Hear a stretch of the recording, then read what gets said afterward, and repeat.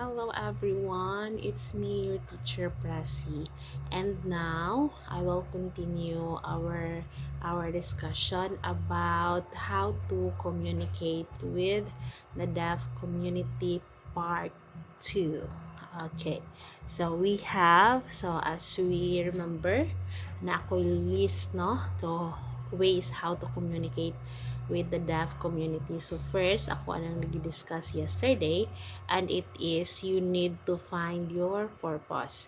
And now the second in the list, we have you need to learn the basic sign language, no?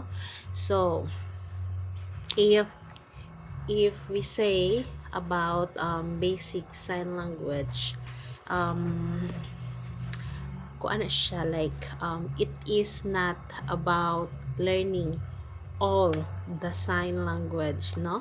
So I mean, sign language is very broad jud na siya, as in the broad jud siya, then variety, no? Variety different. So daghan og mga signs, daghan og kanang mga naapod na sila sa deaf community, naapod na sila gitawag ng mga slang, no? Slang word. So sila lay nakabaluan na, for example, out of the topic, like that. Okay, so ana siya, then cool.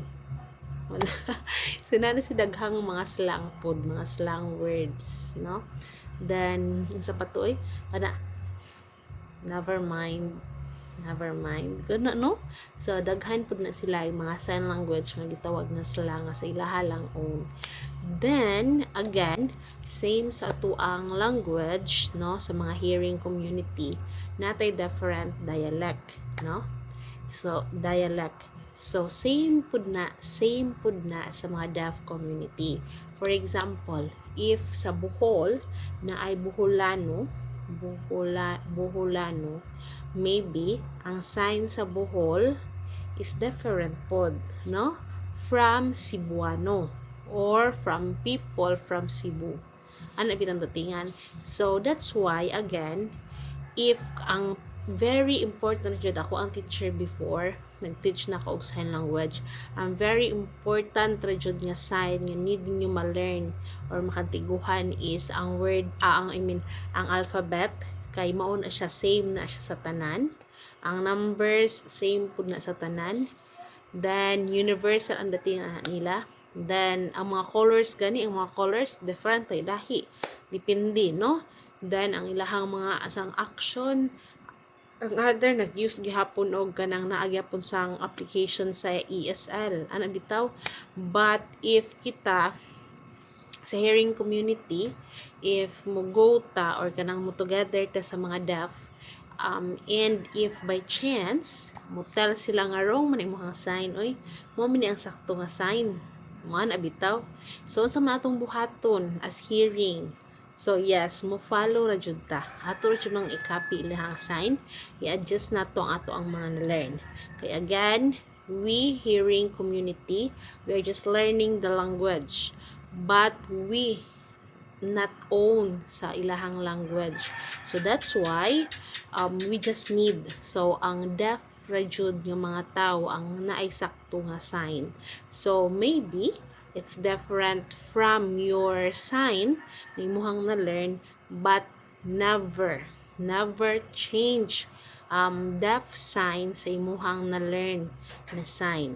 Okay? So you need to respect ana ang datingan. So ang basic sign language, mao jud na siya ang alphabet. Then ang slow na word, slow. Okay, why kinahanglan nimo ang slow? Sometimes kanang mga deaf, if makatabi na nagid na sila, ala grabe na sila maka-sign, ano na ilang mga sign, daghan na kanila sila mga sign, no? So you need to tell them, please slow, especially if mag finger spell. If makakita kag deaf nga mag finger spell, grabe jud na kata-kata jud kana ng ilang mga alphabet. So that's why you need to inform, no, the deaf nga kanang please slow ra. Okay? Then we have stop. Stop. Oh, stop sa ani nag-process pa ko. Fine ra jud na mo accept jud ang deaf ana, okay ra jud na. Labi na if kabalo sila nga you just learning sign language, ma-appreciate jud nila ang imuhang effort nga gihatag sa pag-learn sa language. Mo jud na siya, that's true. Then we have again, no? Again, nga kano, so for example na confused na ka, ayo sige ando what happening sa kanang sa reality, no, sa reality sa mga deaf and hearing community before ka naka-experience ang pagdud ko.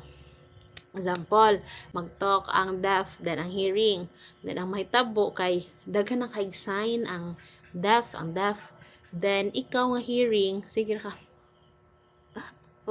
pretend ka na nakasabot ka. Then later, mag-ask na siya. Naka-remember ka before nag-talk ka? Huh? I don't know. Why? You just pretended nga nakasabot ka, but wala ka daay kasabot. So, that's wrong, no? So, you need, for example, wala ka kasabot sang gitar sa deaf. Just tell them honestly. Okay?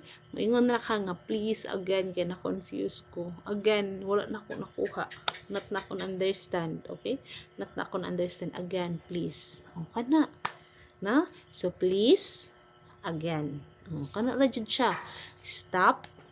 Stop, please. Stop. Please, slow. No? Then, finger spell. Example, naa siya yung word nga giingon, blah blah blah, magsign siya, tell ka, what meaning, okay na lang wala what meaning na, spell palikog, please spell. Yan na, kung unsa ang meaning sa word, unsa ang meaning sa word, yan na finger spell. So, makasabot na ka, have na ka new sign. Wala akong gido before. Nga ako, very hard man yun sa ako makipag-communicate pa, no? Kay sa balay, wala ba yung deaf sa balay. So, don't yung kung sign and all. So, naadyo ko time to communicate if na ako sa school. So, if mag-talk me before, akong ginado before, magsuwat ko og ganang mga words. Na ako nang ginalist ang mga words na akong ganahan ipasign sa deaf. Then, for example, nag-talk na mi. Then, naa siya new nga sign nga wala ako kasabot. Maingon ko, sana? Again, please. Finger spell. Finger spell daw. Mao na siya. Minsutin na siya. For example, ang word nga favorite. No? Or ang word na rainbow. Mao na ihang new sign ako ang na-learn. Sana? Is finger spell be? Finger spell. Yun, R, yan na finger spell. So, ako, okay, understand. So, new word para na ko. Yung anak bitaw na tingnan. So, hantod ma-improve na lang na ma-improve. Anak bitaw. So, it will just, makadu na lang kag sign language. Mura na lang siyang natural. So, yun, ang datingan. Okay? So, we are finished discussing the two, no? So, we have, first, you need to find your purpose, and the second is you need to learn the basic sign language. Okay, so I hope I've shared you something today, and see you next time. Bye bye. I love you all.